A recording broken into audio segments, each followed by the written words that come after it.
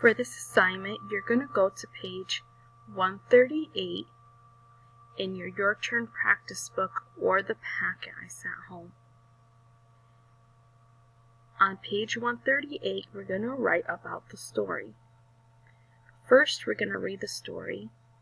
The story's on the next page, so make your foldable book and read along. Are you hot? Are you hot? Are you sad? We can go. We are not hot.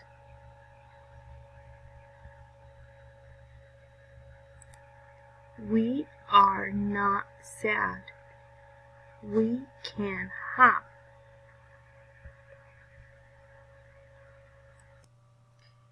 Now you're going to go back to page 138 to write what the children do in the story.